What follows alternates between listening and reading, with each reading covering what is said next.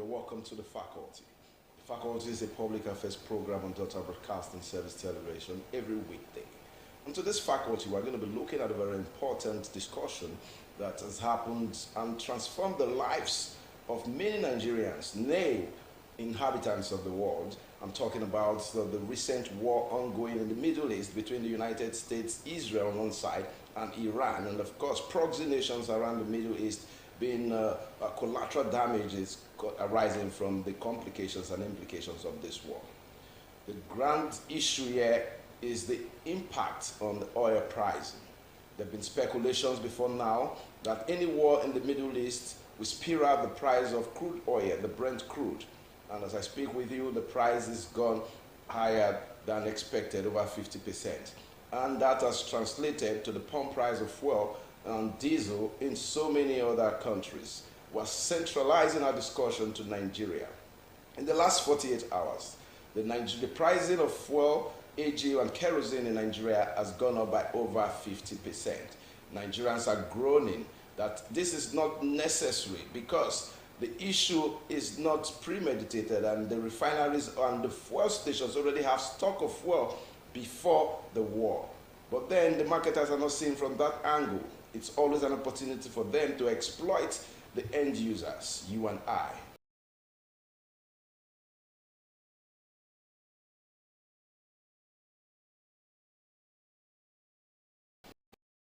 I've got two very well-known union of journalists, Comrade Churchy Oyowo. You're welcome to the program. My pleasure. Of course, to my far left is the chairman of the Nigerian Union of Journalists, Ministry of Information Chapel, Comrade Enite Egere. You're welcome to the program. Thank you for having me. I'm going to be starting with you. Look, understanding the implications now, you heard the overview. What's your take on what is happening with oil pricing in the world, implications of the war? Okay, you know, the Middle East actually is responsible for the bulk of crude that is produced on Earth. And so any disruption to the affairs of the Middle East usually has a ripple effect on the price of crude. And it's not just because they produce also, it's because the bulk of crude comes through the Strait of Hormuz, you know, that is very close there in Iran. And so any crisis that way, nobody will want to risk transporting crude through that route. And so when this happens, you realize that supply, there's a reduction in supply, and normally in normal economics terms, when there's reduction in supply price usually rises. But good enough, today we saw crude, you know, drop from $120 per barrel to $89 per barrel currently. So, you know, gradually, I think the US too is releasing its reserve because US also produces crude. So gradually, they're trying to stabilize prices all over the world. So, but then, once there's a crisis in the Middle East, it's imperative that crude prices will go up. And once crude prices go up, other related products that are, you know, you get from crude will naturally just go up. So this is a ripple effect. Now, looking at it critically, we're citing, he made reference of the down pricing of the price of crude oil from $120 per barrel to $89 in the last 24 hours. But then, we're looking at Nigerian marketers and the strategy of the independent marketers in always increasing the pump price of fuel without consideration to certain economic indices. One, were those quantum fuel bought during the crisis, or they have them before the crisis? Is it a ripple effect of bad economic implementation on the part of Nigeria? So what do you think is really responsible? Because our marketers are fast to increase, but when the prices come down, take them ages to decrease the price. Okay. In any business environment, you expect that they will want to maximize gains, and the average Nigerian is good at that. Once their price increases, they will be the first to adjust their pump prices, be it diesel, kerosene, or petrol. And once there is decrease, it will take them a long time to adjust their meters accordingly. And that is understandable because they have their explanation that since the market is volatile, decreasing when the price comes down is almost impossible. Now, we talked about $115 per barrel. Within 2 days, it has come down to $90 per barrel. They will still be watching. And it applies to virtually everybody who is in business. They will still be watching the trend so that they don't go and decrease, particularly when they have not bought fresh products and they will not run at a loss. But then, that is what we have here in Nigeria, even when it takes a longer time at that their first increased price. Today, petrol is sold for above 1,000, 1,100 naira, 1,200 naira, 1,200, depending on the location. Now that it has come down to about $90 per barrel, we don't expect that it will reflect almost immediately. Mind you, it is Dangote refinery that is practically controlling pricing in the country. So we will now wait for Dangote refinery to do the needful before you see other marketers adjusting. So it's a normal economic thing for people to be circumspect, watch the market trend before they act. But in Nigeria, we overdo it, all because of the craze to maximize profit at all times. Talking about being circumspect critically. As on Saturday, fuel was still being sold for 900 naira in major filling stations, some area 850, and that was, which is about 72 hours ago. Now we have tank farms. Matrix has a tank farm, Renway has a tank farm, Dangote and all that. Besides other smaller tank farms, these tank farms have the capacity to store hundreds of thousands of crude oil proceeds, which are fuel, AGO, and kerosene. But then, these stored refined products can last us for months or thereabout. But then, at the instance of a certain war ongoing in the Middle East, the reaction of the marketers, and the government has not made any pronouncement. Anything? Do you see a collaboration between oil sector players to, because the ripple effect is going to fall on Nigerians in terms of transportation, food, and of course, so many other indices? I think economics is not emotions. Economics is reality, and I think it's unfortunate that we live in an environment where people really don't understand how economics work. That you have a tank farm where you can store maybe 1 billion cubic liters of petrol doesn't mean once price goes up, you still sell it at that low price. Remember, you still refill that tank farm. So when you now go to the market, are you going to go there with emotions to say because people are feeling bad, I should not beg you and go down? It doesn't work that way. You see, we must understand that the oil marketers don't always make profits. They still lose. No, they still lose. You don't think it's a very lucrative business. Otherwise, on filling stations that you see closed down, they will never close down. So the issue here is this. You see, it's a very volatile market. It's only in Nigeria that when prices go up, people just think it's about government. It's not about government. You see, when you hear the prices of crude, and you hear that's why this is the best thing that's happened to Nigeria. Yes, we are crying, but you'll find that if prices go down, it will be faster because everybody needs a customer now. The moment one guy drops by 5 naira, people run. The other guy will drop. Everybody run. So they balance up easily because you have now liberalized the market. Now I give this scenario because that is actually how the country can run in terms of the petroleum sector. Then the country is balanced up. There's nowhere in the world where government, except in a subsidy, and we've run subsidy. Imagine if we're subsidizing at this time, the government would just collapse. So you see, what we are saying here is this: the market forces will always determine the price, and you will notice that now what is going to happen is this. Dangote, who is a major supplier, and is not the only supplier in Nigeria because we still import fuel. Some marketers like Matrix that you just said, they are still importing.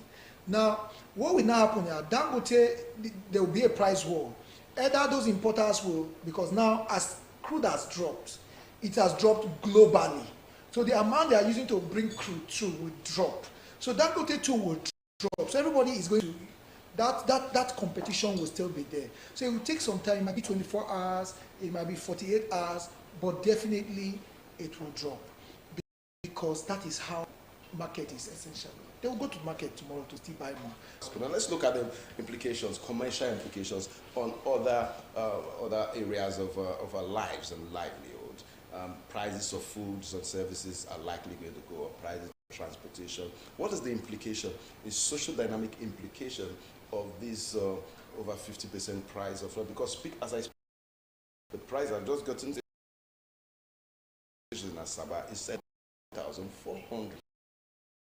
Not everybody has known that crude oil has dropped. The pricing has not come. But then the market women, of course, they will enter keke and transportation, the implication, the ripple effect will go to foodstuffs. So what do you think we should look out for at this time? Okay. Well, like I said earlier on, we have a major regulating person of Dangote Refinery. Everybody is looking up to him to see how the dynamics, the different changes will come from him. Naturally, when they buy at a higher price, like those transporters, it will have its ripple effect on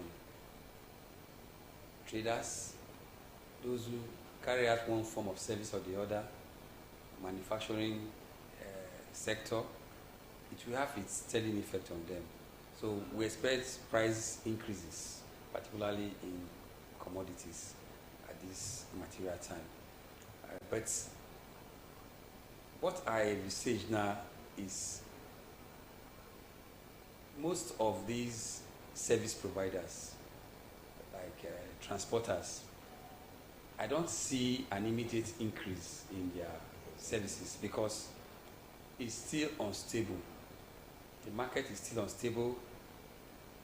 Petrol prices will still come down in the next 2 days based on the situation we are hearing now, coming up with policies globally. But if they just leave everything to the hands of demand and supply, Nigerian businessman, we always want to exploit the system. So we expect to see the government come up with economic to boost refining capacity. It is our oil. We are not expected that it should be sold at dollar price for local refiners, but that is what we find most times. They'll tell you it's global market competitiveness. We have to talk this thing. Yes. I disagree. No, in the normal sense, once you are refining locally, the indices, the foreign indicators in terms of a dollar price should not necessarily affect. I disagree. Price. So as a country, you have your own economy to protect. Because once you allow the vagaries of global trends to impact too much on your economy, in fact, the recovery that we are celebrating in recent time will amount to nothing. So I expect that government will step in and carry out some measures that will cushion the effect, the global effect on our local economy. So what's your disagreement? Now, see, if government will do anything, it won't be on crude price. It won't work. If you like, open 10 Dangote now, the prices will not go down. Why won't it go down now? See,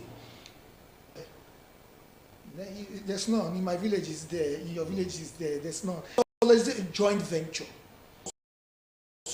You have the oil as the landlord. The explorer, who is the explorer? Who is the extractor? It's not you. And moreover, remember, these are energy issues. And energy issues are always done according to global issues. Because Dangote is a businessman. He has invested billions. He didn't go there to become Father Christmas. Let's even look at the side he's in. Because even when he says, I think that the GM also was, his press conference yesterday, he was saying it, our gain in it, having Dangote, is supply, not price. So we are going to be sure that even when other countries are saying we don't have petrol. Nigeria will not say that because it will be, the supply will be to us first. But in pricing, it's always going to be the international price. Reason is this: if you are not buying, somebody else wants to buy it. Now, another thing you must understand too is that when you talk about energy, because if government does that, what is happening with electricity sector will happen again, because that's the same problem with electricity. Government try to run it. Today now, how many people have light? Now, you see what you do in this kind of case is this. The people are suffering. Government is money to the bank because government is making so much money. So what government can do is not reduce price of crude to Dangote, but government can look at different subsidies it can give to people in different ways. Remember, there was a time when it happened. This is not the first time this has happened. Even in time of Goodluck Jonathan, government had to buy buses to ease transportation cost on people, different things. You have to subsidize it in your other sectors, those sectors that it can affect the common man. But if you go to crude, you will destroy, that refinery will collapse because the price to run the refinery will not be there. Remember, every business you are seeing is based on loans. So government should not just go there at all, but rather from the excesses the government is making, look at how you subsidize life in different areas. Otherwise, we are going to have another NEPA. And that's going to be talking about refineries. We're looking critically at the Israeli war on Iran, U.S.-Israeli war on Iran. It's exclusive. A lot of people expected that the war is going to be between U.S., Israel against Iran. But then the Iranians came up with a war strategy, disorganized the Middle East. Is the bombing of refineries in Bahrain, for example, bombing of residential houses in Qatar, in the United Arab Emirates, in the Middle East region, is it a necessary attention-seeking tool in modern warfare? I mean, is Iran justified to do that? Because I do not see, they were not provoked by these nations, the true bomb acts. So what is the implication of Iranian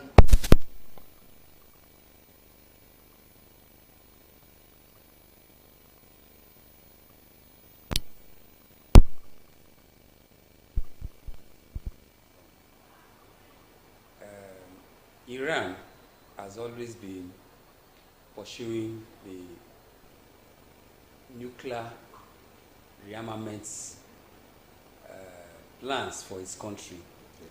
It wants to have a nuclear warhead.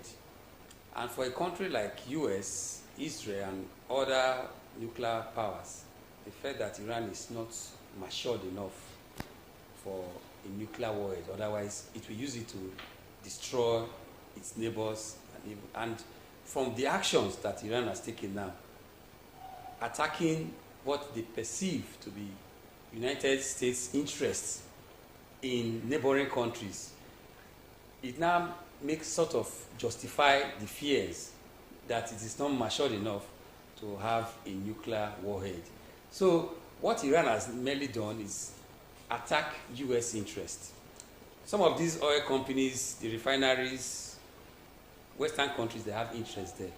And whether they don't have interest or not, factors. So Iran is looking for every soft target to vent its anger on, since it cannot directly go to US or even Israel, because Israel has deflectors. And so those who are around us should feel the heat. And for me, it's a kind of strategy to survive.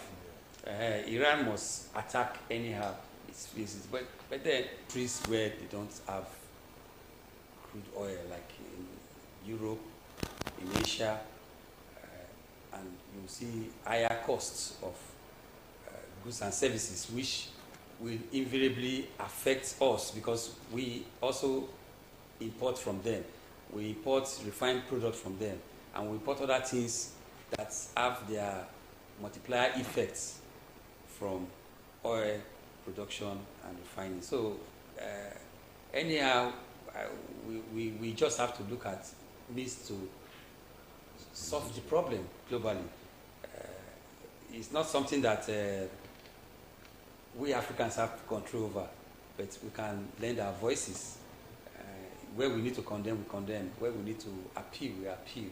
So that this crazy war that is causing a lot of effect globally, negative effect globally will come to an end.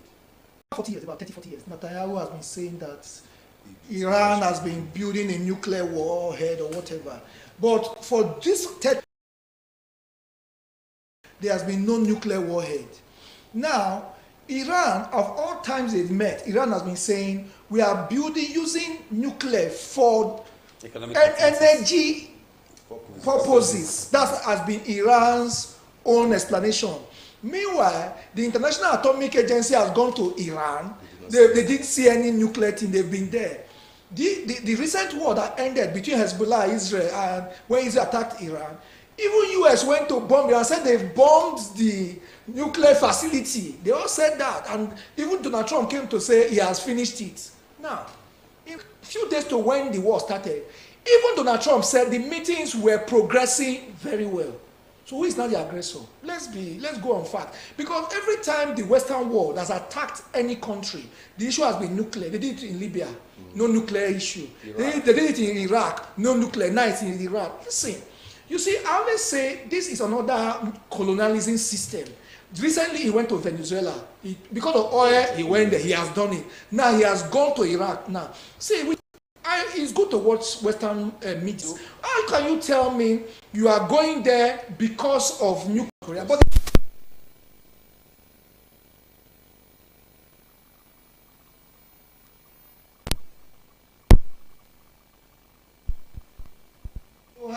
attacking all these places. See, Arabs have a saying: the friend of my enemy is my enemy. Simple. If he didn't attack these countries, what would you have been? Everybody would have been okay watching Iran just decapitate.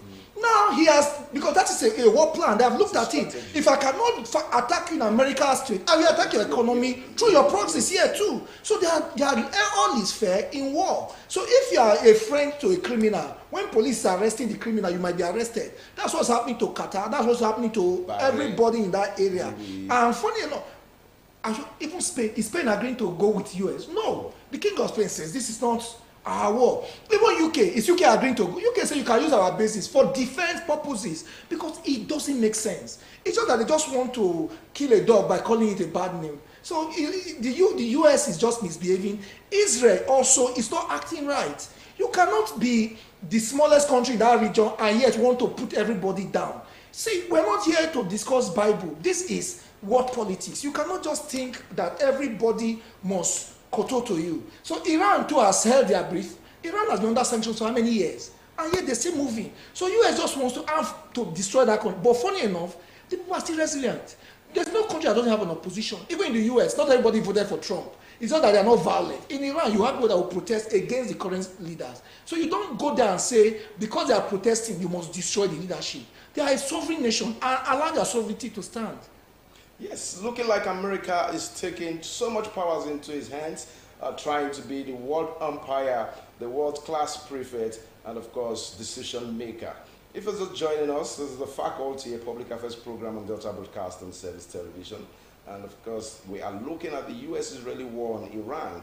Two wonderful men with me in the studio, Comrade Enite Gere and Comrade Churchill Yowe. Now, let's come to the role of journalists in this world. What is the role of, because when we look at the critical situation here, there have been a lot of propaganda about this war. I saw some write-ups, even on your YouTube channel, some you talked about, write-ups relating to the number of deaths. Israel is isolating the number of deaths, America isolating the number of deaths, and projecting a mass death on the part of the Iranians. And when you follow other platforms like Al Jazeera, the same thing. Now, as journalists, you are the chairman of the Nigerian Union of Journalists, Delta State, and you are the Minister of Information chairman, the same chapel. I look at both of you as leading figures in the journalism profession in Delta State. What is the role of journalists in rightfully reporting the truth? I want to put the truth, the facts, and the reality in synchrony, because some people are emotional, like we're saying, in reporting news like this, depending on the divide you are. Well, the rules governing journalism have not changed. first and foremost, you must present facts the way they are, and you must ensure that where they are conflicting, you balance such facts. Our job basically is to report, although reporting war is a very technical and dangerous beat for any journalist. I'm not talking about those who are not in the war front. I'm talking about those who are in the war front. So that is where you get the hard facts. I cannot be here and say I have facts. I can only depend on the one primarily given out from the war front. So it has not changed. The rules have not changed. We expect that journalists will report without coloration, without sensationalism, and let the message go like that. That way people can make proper meaning of what's really happening there. My major concern is what the people hear. Now, why have I brought that? You see, the price of fuel in the last 2 days has confused a lot of people. And as chairman of the Nigerian Union of Journalists, you have a role to play. Now, an advocate playing down the implications. Not everybody watching this program, I've learned something from this program. You have learned. Not everybody will have the opportunity to watch this program. So play down the implications of this pump price on the price of foods in the market, transportation, and all that. Because when the sensationalization of news reportage is what a lot of people read the headlines, they don't go into the details. A lot of Nigerians, you just go to Naira and read the headlines, they don't go into the details. So what do journalists need to start reporting right now? Looking at the way prices of fuel is going up, even today, from 1,150, it's gone to 1,400. So the journalist has a role to play. So I want to plead with us to educate the people. First and foremost, like I said, our job is to bring the story to your doorstep. We don't have any power to do interpretation at this material time. But if it comes to appeal, exactly, that's where it's appeal. But you are talking about business. People are in business. What we can really do at this material time is to talk to the conscience of people. While in business, try and know that it's a circle. If you over maximize your profit just because of the prevailing economic situation, it will one day somehow boomerang on you, come back to you. So that is taken. We can emphasize on all those, but we cannot tell somebody who buys something at a particular price not to sell at that price and make a reasonable amount of profit. But what we are against is profiteering and exploitation, which is not good for the society. The rules of journalism has not changed, but journalism has changed. Because that's where we miss it. The rules remain, but journalism has. Everybody is a journalist. So that's why even when you say the rules have not changed, journalism has changed. So nobody's waiting for those rules anymore. So you see, it's so unfortunate that now the mainstream media is playing catch-up, because the mainstream media is reporting what others have not reported. So you watch some of them that say they are big media houses. They will not do, how do they do it? What is trending? And the videos they are showing you are videos that people are. So you find that they are playing catch up. And when you play catch up, there's a problem, because you are not trying to interpret what others have already swallowed. They have used it to run. You understand? They've moved on. So what you are still behind, and maybe you are coming a day after. So any effect has been taken. So you see, journalism must evolve, otherwise journalism will die as we know it. What we make it must, otherwise it will die. So what you've noticed now is that a lot of media houses are now online. So instead of me to wait for the minute you will do your news, it's there. So you find that even in newspapers now, they now have their own breaking news time online. They are doing, but what they don't have is analysis. Because news is not news if you don't really analyze it to make it put it in the proper context. Like you said, people will just take only the headline and run with it. So I think as journalists, as we move on, we must learn to analyze real time. That's what you see on CNN and the rest. So because if you don't do it, especially for the Nigerian public, we will face a situation where we will die out. So we must begin to play that leadership role, analysis real time. So when you do that, people begin to, you might not get everybody at that time, but then you get a point where a segment of the country or a segment of those who listen to us understands. Yes, I know. Yeah, he said something. Yeah. Journalism will never die out of existence. Yeah. The truth is, we have already catched up with modern trends. We are already there. There's no major news outlet that does not have social media handles. So that is where they are meeting up. So journalism is there. The speed is there. But what I'm trying to say is they need to be governed by the rules that govern journalism.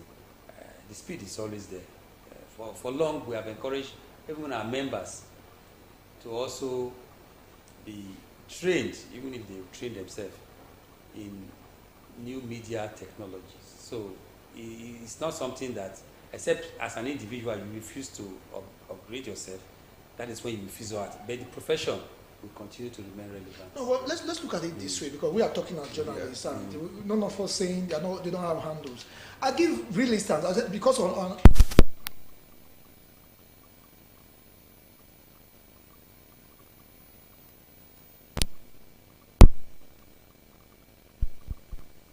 statement. That means they trust very. They trust because trust level. Trust The trust level. That's what I was trying to say. Yes. Because if journalists will still think that we will do it the way we were used to doing do it, it. because I am working in this place, whether you have a handle, they believe him more than you. Yeah. So what I'm trying to say is, journalists must get to begin to say, We are there already now. no, you are not. You are there. See, Yeah, I don't know if you are following me. I'm not What are saying we you are doing not here? online. Now, I will not discuss this no, correct I- issue. that's what I'm Now, saying. but discuss correct issues here let me now. make And it this clear. is Let me live. break it down. Let me break it down. Now, I'm trying to understand you.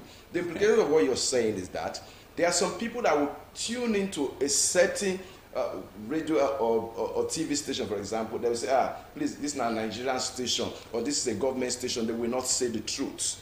Thank you. That is what he's trying to say. That journalists have not stood out to stand between the thin line between the truth and the lie and project the truth as it should be professionally. That we are emotional in the discharge of our duties as journalists. I think that's what you're trying to say. That's it. So people don't trust us. So people don't They trust. don't go there. They go there. They are Yes. there, and they stay there. They stay there. So when we say, check Now- your now, viewership. I want to know one thing about perspectives. Yeah. In perspectives, you don't judge with just one aspect, and various media houses have their focus. Not all of them will want to pursue your line of news preference.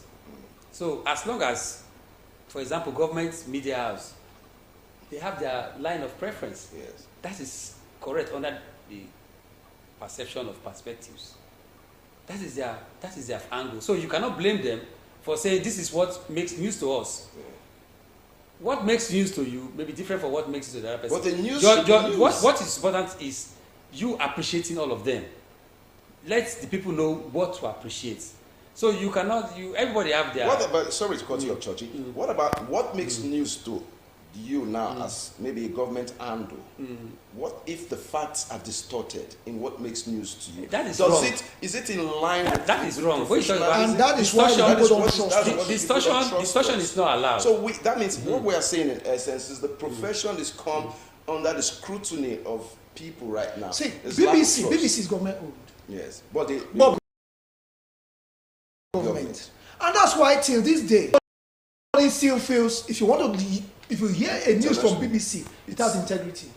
But if you talk about CBS, Sky, yes. CBN, no Fox, I was something is coming to happening that. here. I was coming because you made reference to that while it was why he talked about. You made reference to what he said is the truth, but it's in line with American. Yeah, that's journalists, what you want to and say. that is what That's what's happening. what we're saying right now is not restricted to Nigeria alone. Why do I say that? Because I've been in discussions where people say, CBS, CNN, Fox, Sky, they are pro-America in their news reportage. But if you want to know truly what is happening in the Middle East, Go to Al Jazeera. Al Jazeera will tell you. We tell you, BBC, we even tell you more than the CBS. So what do you think is the fundamental issue with distorted journalism? I want to use that word. I think the issue is, first, there's this ownership pattern. Yes. He that pays the piper, he takes the tune. Then also, you know, apart from the fact that ownership pattern, see, the world we live in now, journalism is not essentially to just tell the story. It has become a situation of everybody wanting the largest number of viewer attention. So you see, even our television stations will tell you the largest, they will tell you the numbers. Yeah. Because it's no longer saying, if you want credible news, it's me. It's saying people listen to me, whether I'm lying or not, it's me they listen to. In fact, they will listen to you more when you lie. So you see, the issue here is more like, for us to get all these things right, you know, as journalists, we must begin to know that journalism is like a calling. It's not like I chose to just read it because there's money. Funny enough, there's very few journalists have made it big financially.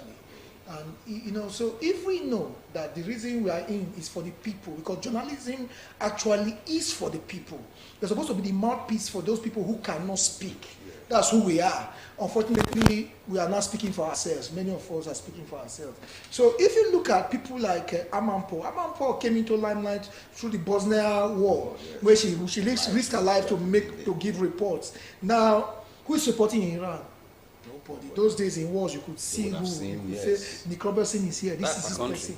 Even if it's our country, we have journalists in Nigeria. How many of us have gone to Borno? I'm not saying that. To Borno. How many of us have gone to Anambra, Onitsha to check IPOB? Yes, how many of us? So it's not about our country. I'm only trying to give us information.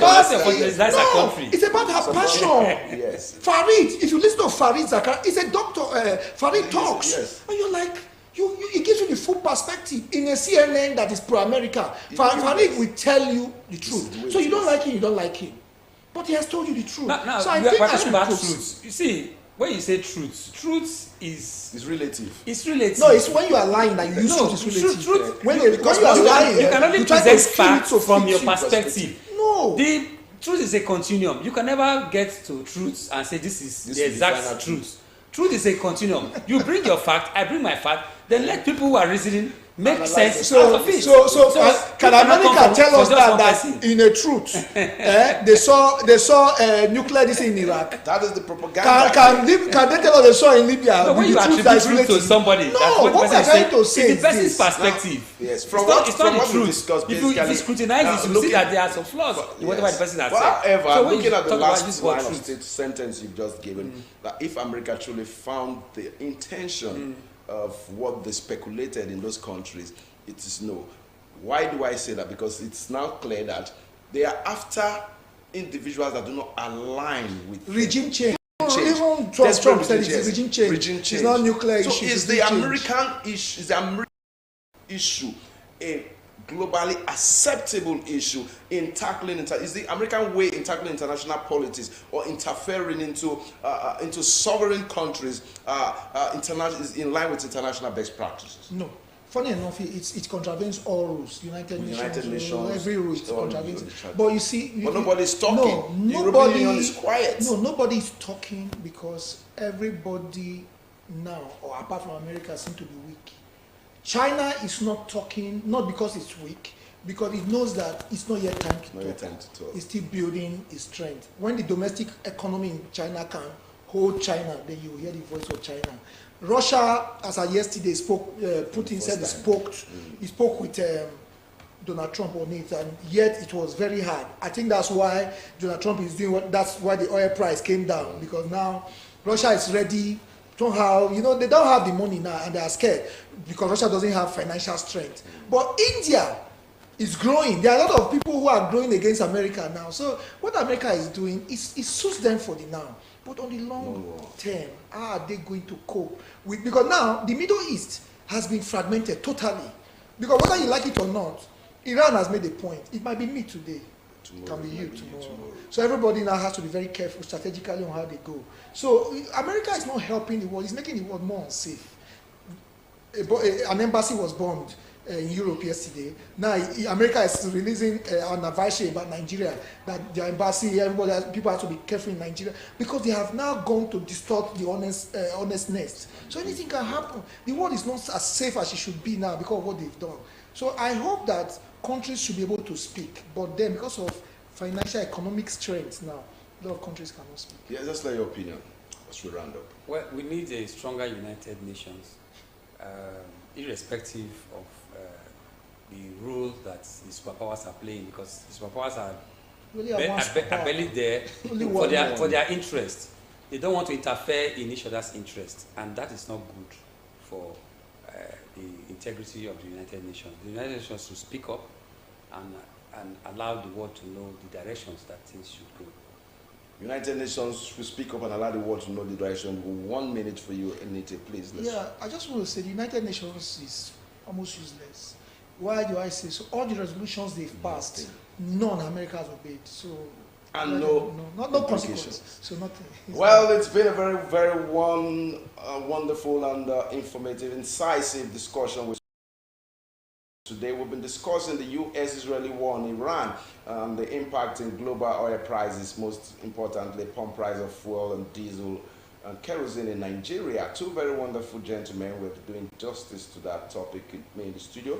I must appreciate your coming for this program. Thank you, Chairman of Journalists, Delta State. And of course, the Chairman, Nigerian of Journalists, Minister of Information, Chapel, Comrade Anita Egiri. Thanks for coming. Thank you. The faculty will return to your station again tomorrow, and make sure you stay tuned. Good afternoon.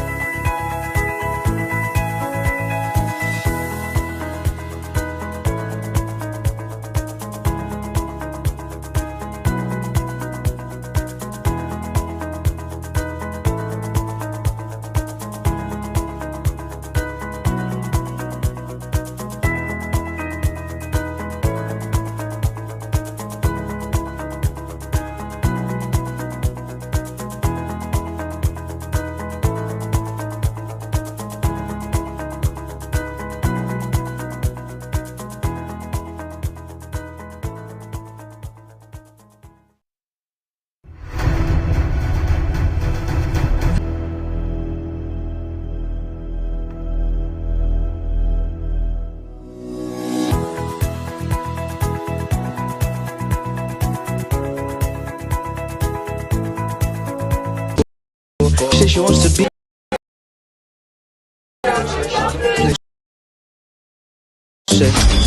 Yeah, tell me ain't broke me. Depends how I'm feeling at the time of the day. Said she want roll, remember. She don't come for the same, don't come for the same. Gaslight, she knows what's better. Keep it cartel like Zella. Me and AJ locked in as brothers. Any instrumental is mental. The Modern Technical College, Omadino, that we are commissioning today, represent a flagship investment in technical education by this administration.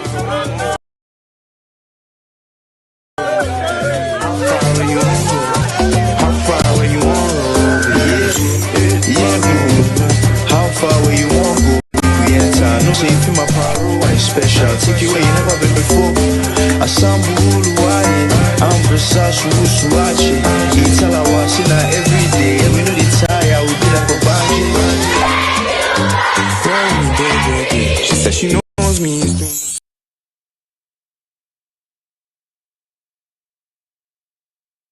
As a host community, try as much as possible to guide your utterances. No company can be intimidated. The companies are also urged to keep to their social responsibility, the corporate social responsibility. I always say it, keep to it. If you keep to the corporate social responsibility, no host community will hold you ransom.